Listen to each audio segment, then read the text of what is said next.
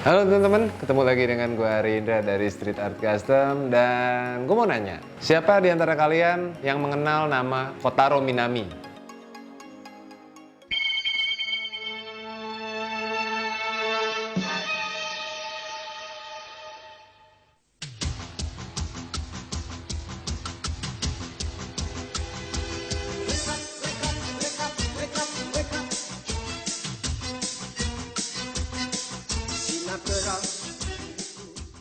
Yes, selamat, berarti Anda masa kecilnya bahagia. Nama Kotaro Minami itu nggak asing buat gua, terutama karena dia adalah tokoh dari ini nih, Satria Baja Hitam. Ada yang pada tahu filmnya? Kita nggak akan ngebahas banyak filmnya, tapi kita akan ngebahas tunggangan yang dipakai Kotaro Minami dan juga Satria Baja Hitam. Tunggangannya seperti apa? Kita bahas satu persatu.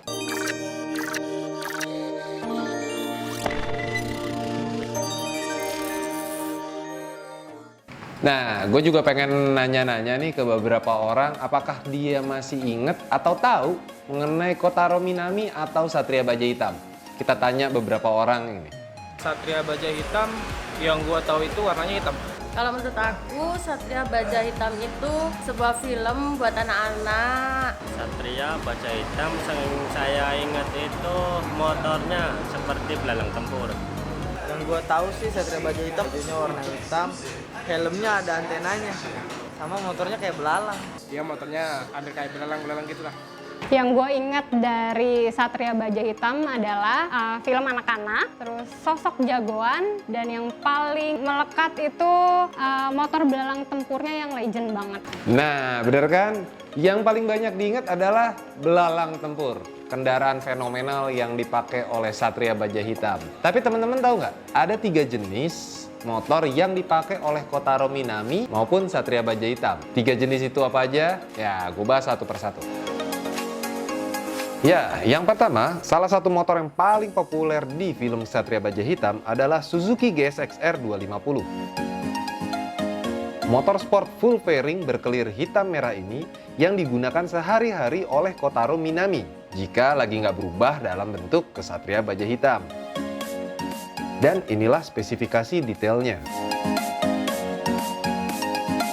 Nah, GSX-R 250 pertama kali diperkenalkan pada tahun 1987.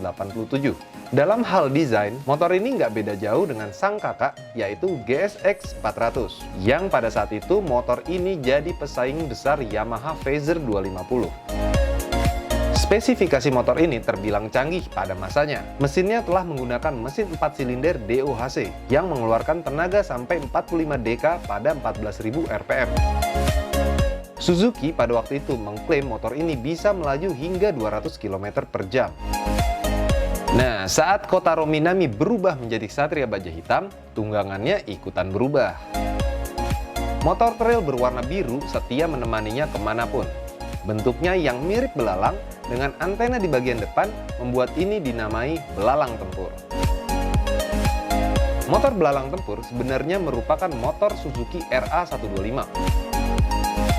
Motor ini pertama kali dibuat pada tahun 1980-an. Motor ini masih mengusung mesin 2 tak. Lebih spesifiknya, Suzuki RA125 mengandalkan mesin 1 silinder 124 cc.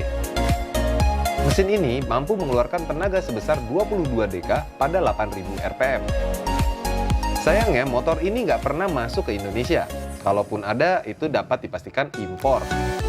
Lagi pula, Suzuki udah lama menyuntik mati Suzuki RA125 ini.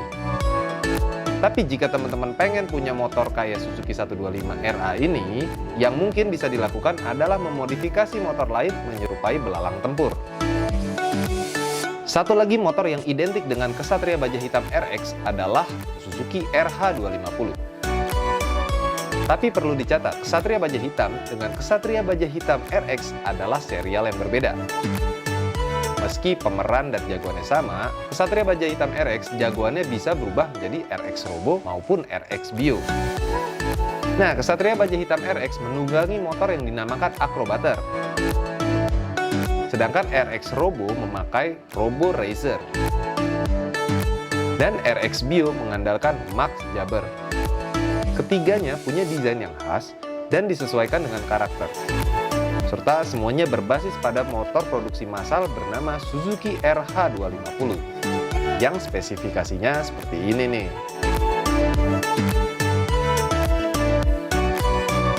Sama seperti RA125, Suzuki RH250 juga nggak dibuat di Indonesia dan nggak masuk di Indonesia.